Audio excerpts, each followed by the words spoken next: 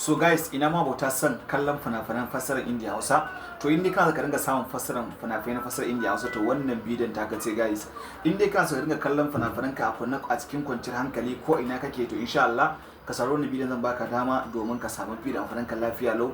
To guys, a wannan lokaci idan baka kallon fina-finan fassarar India Hausa, abin da ya danganci Sultan Film Factory, Algaita, Yusuf Zamani, kai duk wani kamfanin da kake bukata insha Allah ka same shi lafiya lau ba tare da wata matsala ba guys. So me yasa nake so na gaya mutanen mu haka, muna da online ta yadda muke tura mutane duk wani fim da suke bukata bisa kan Telegram insha Allah.